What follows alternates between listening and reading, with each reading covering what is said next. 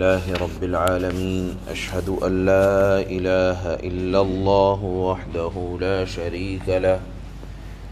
وأشهد أن سيدنا ومولانا محمدا عبده ورسوله أما بعد فأعوذ بالله من الشيطان الرجيم بسم الله الرحمن الرحيم وآية لهم أنا حملنا ذريتهم في الفلك المشحون وخلقنا لهم من مثله ما يركبون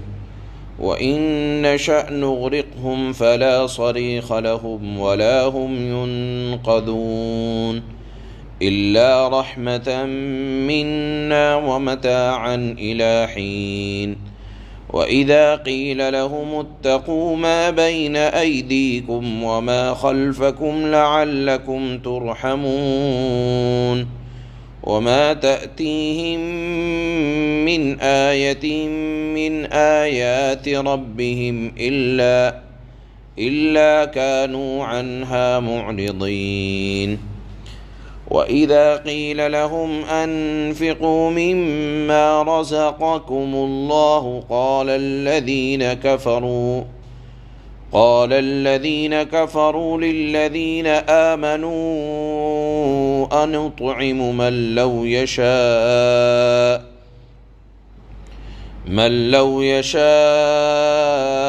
الله أطعمه إن أنتم إلا في ضلال مبين صدق الله مولانا العلي العظيم۔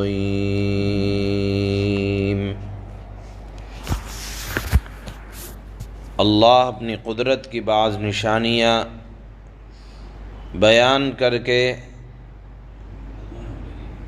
امت محمدیہ کی توجہ کو اللہ اپنی ایک ذات کی معرفت کی طرف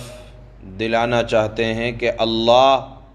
وہ ہے جو اس طرح کے کاموں پر قادر ہے، اور تم غور و فکر کرتے رہو اللہ کی مخلوق میں، اور مخلوق میں غور و فکر کر کے اللہ کی توحید کو پہچانو۔ یہ اللہ طرح طرح سے اس بات کو دلائل سے سمجھاتے آ رہے ہیں۔ ایک دلیل آج کی آیت میں اور دے رہے ہیں کہ دیکھو اے انسان، ایک نشانی اللہ کی توحید کی، اللہ کی قدرت کی وہ بھی تھی کہ جب اللہ نے حضرت نوح علیہ السلام کے زمانے میں نافرمانوں کو ہلاک کرنے کے لیے پانی کو حکم دیا تھا کہ آسمان سے بھی برس، زمین تو بھی اپنا پانی نکال دے، اور سیلاب آیا اور ساری دنیا کو اللہ نے اس پانی سے تباہ و برباد کر دیا، صرف ان چند لوگوں کے جو کشتی میں سوار تھے، اور وہ کشتی اللہ نے حضرت نوح علیہ السلام کے دل میں یہ بات ڈالی کہ آپ ایک ایسی کشتی بنائیں اور اس کشتی میں اللہ کی مخلوقات میں سے ایک ایک جوڑے کو اپنے ساتھ سوار کر لیں۔ پہلے حضرت نوح علیہ السلام کے زمانے سے پہلے لوگوں کو کشتی کا تصور نہیں تھا۔ کشتی ایجاد کرنے والے اللہ کے حکم سے حضرت نوح علیہ السلام ہیں۔ اس کشتی کو اللہ نے بنوایا، اور جہاں ساری دنیا پانی سے تباہ ہو رہی تھی، اللہ نے اس کشتی والوں کو جو کہ بھری ہوئی تھی حضرت نوح علیہ السلام کی اولاد سے اور اللہ کی دیگر مخلوقات سے، اللہ نے ان کشتی والوں کو بچا لیا۔ اللہ فرماتے ہیں کہ کون ہے جو بتاؤ اس جیسی چیز پیدا کریں جس پر یہ لوگ سوار تھے۔ لوگوں کو تصور نہیں تھا، اور پھر اللہ نے فرمایا کہ دیکھو یہ کشتیاں یہ بادبانی کشتیاں ہوں، یہ پانی کے جہاز ہوں،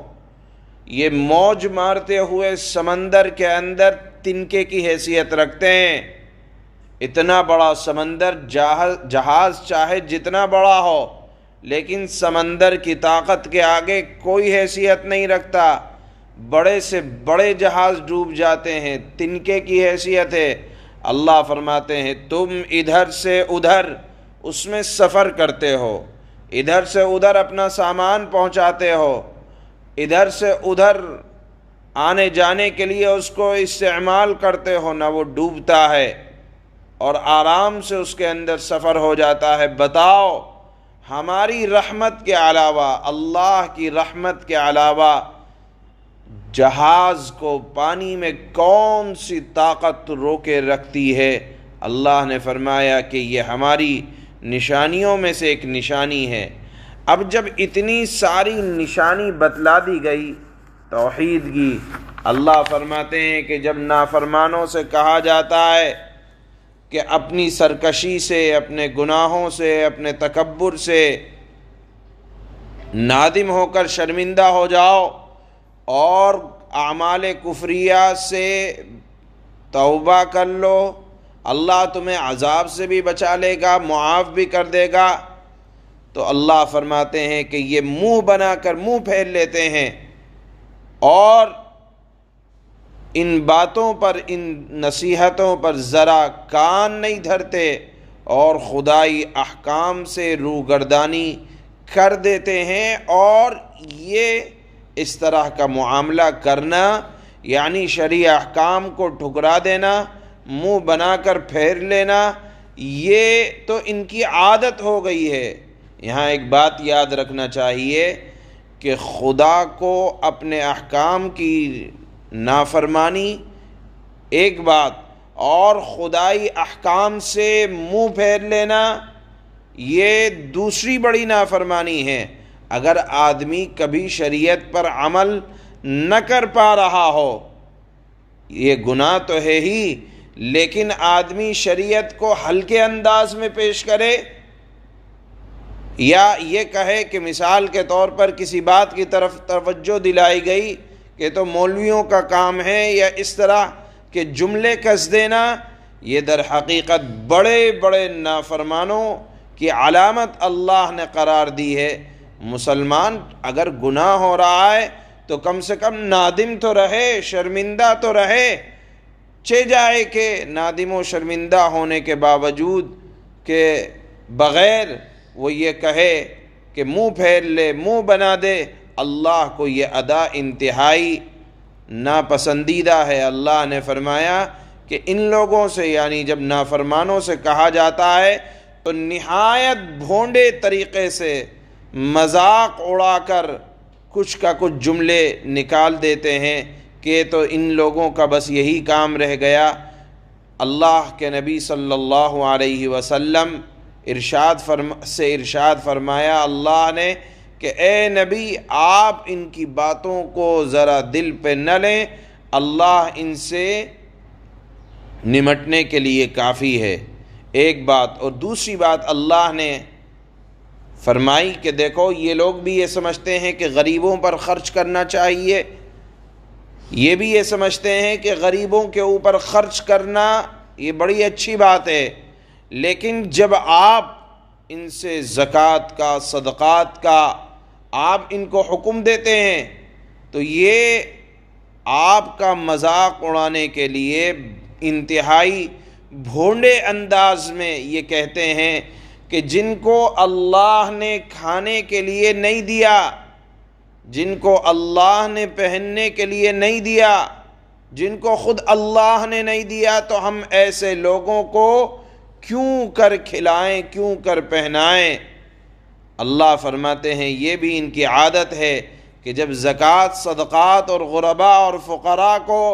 دینے کی بات آتی ہے، اللہ کی راہ میں خرچ کرنے کی بات آتی ہے، تو کہتے ہیں کہ اگر دینا ہوتا تو اللہ دے دیتا، ہم کیوں دیں؟ جب اللہ نے نہیں دیا تو ہم بھی نہیں دیں گے۔ اللہ نے ارشاد فرمایا کہ دیکھو دنیا دار الاسباب ہے، یہ بات ٹھیک ہے کہ مالداروں کو بھی اللہ نے دیا ہے، لیکن اللہ کبھی نعمتیں دے کر آزماتے ہیں، اور کبھی تنگ دستی کے حالات میں بھی اللہ رب العزت والجلال آزماتے ہیں۔ اگر مالداروں کو اللہ نے دیا ہے تو اس وجہ سے دیا ہے کہ وہ غریبوں کے اوپر خرچ کریں، خود بھی کھائیں، اوروں کو بھی کھلائیں۔ لہذا یہ کہنا کہ جن کو اللہ نے نہیں دیا ہم کیوں دیں، یہ ایسا ہی ہے کہ آپ اللہ کی دولت کے صرف اپنے آپ کو مستحق سمجھتے ہیں۔ ایسا نہیں ہے، اللہ نے دنیا کو اسبابات سے باندھ رکھا ہے اور اللہ مسبب الاسباب ہیں۔ لہذا جن کو اللہ نے مال نہیں دیا تو ان کو اللہ سے کوئی ناراضگی نہیں ہے، یا اللہ کو ان سے ناراضگی نہیں ہے، بلکہ اللہ اگر چاہتے تو ساری دنیا کو مالدار بنا دیتے، لیکن اس صورت کے اندر اللہ رب العزت والجلال کی حکمت کے مخالف ہو جاتا۔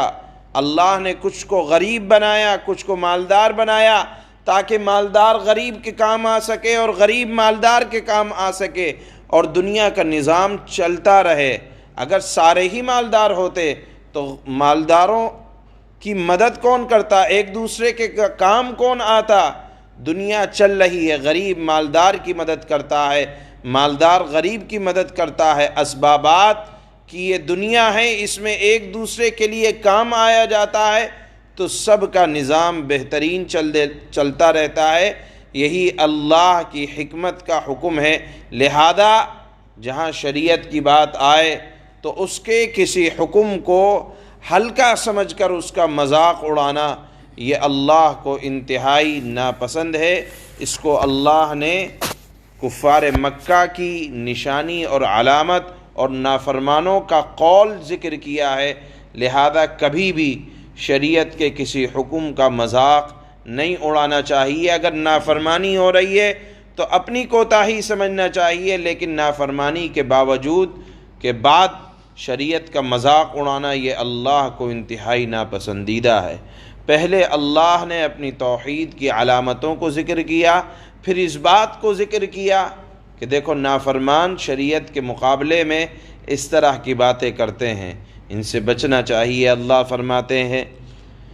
وَآيَةٌ لَهُمْ أَنَّا حَمَلْنَا ذُرِّيَّتَهُمْ فِي الْفُلْكِ الْمَشْحُونِ، اور ان کے لیے ایک اور نشانی ہے، یعنی توحید کے جاننے والوں کے لیے ایک اور نشانی یہ ہے کہ ہم نے ان کی اولاد کو، مراد ہیں حضرت نوح کو، بھری ہوئی کشتی میں سوار کیا۔ وَخَلَقْنَا لَهُم مِّن مِّثْلِهِ مَا يَرْكَبُونَ، اور ہم نے ان کے لیے اسی جیسی اور چیزیں بھی پیدا کیں، یعنی جس طرح وہ کشتی بنائی اس کے بعد لوگوں نے اور بھی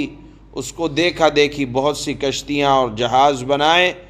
جن پر یہ سواری کرتے ہیں۔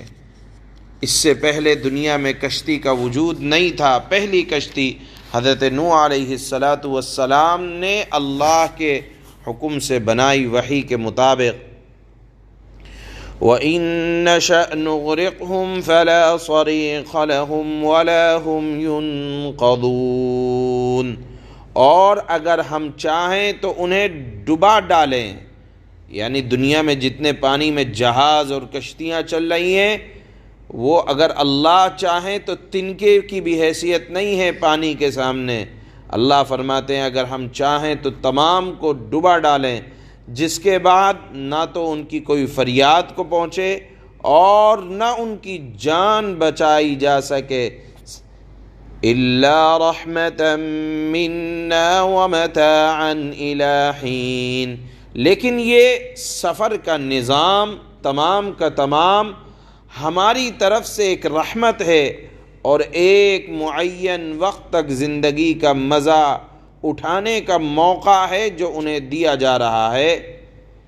اللہ فرماتے ہیں وَإِذَا قِيلَ لَهُمُ اتَّقُوا مَا بَيْنَ أَيْدِيكُمْ وَمَا خَلْفَكُمْ لَعَلَّكُمْ تُرْحَمُونَ، اور جب نافرمانوں سے کہا جاتا ہے کہ بچو اس عذاب سے جو تمہارے سامنے ہیں اور جو تمہارے مرنے کے بعد آئے گا، بچو اس عذاب سے تاکہ تم پر رحم کیا جائے، تو وہ ذرا کان نہیں دھرتے، بلکہ کیا کرتے ہیں؟ اللہ فرماتے ہیں وَمَا تَأْتِيهِم مِّنْ آيَةٍ مِّنْ آيَاتِ رَبِّهِمْ إِلَّا كَانُوا عَنْهَا مُعْرِضِينَ، اور ان کے پروردگار کی نشانیوں میں سے کوئی نشانی ایسی نہیں آتی جس سے وہ منہ نہ موڑ لیتے ہوں، یعنی ہر شرعی احکام سے منہ موڑ لیتے ہیں، نہیں مانتے، مذاق اڑاتے ہیں، بلکہ اللہ نے نقل کیا وَإِذَا قِيلَ لَهُمْ أَنفِقُوا مِمَّا رَزَقَكُمُ اللَّهُ قَالَ الَّذِينَ كَفَرُوا لِلَّذِينَ آمَنُوا أَنُطْعِمُ مَن لَّوْ يَشَاءُ اللَّهُ أَطْعَمَهُ إِنْ أَنْتُمْ إِلَّا فِي ضَلَالٍ مُّبِينٍ۔ اور جب ان نافرمانوں سے کہا جاتا ہے کہ اللہ نے تمہیں جو رزق دیا ہے اس میں سے غریبوں پر بھی خرچ کرو، تو یہ کافر لوگ مسلمانوں سے کہتے ہیں کیا ہم ان لوگوں کو کھانا کھلائیں جنہیں اگر اللہ چاہتا تو خود کھلا دیتا؟ مسلمانوں یا نافرمانوں، تمہاری حقیقت اس کے سوا کچھ بھی نہیں کہ تم کھلی گمراہی میں پڑے ہوئے ہو۔ سبحان اللہ، سبحانک اللہ، اشہد ان لا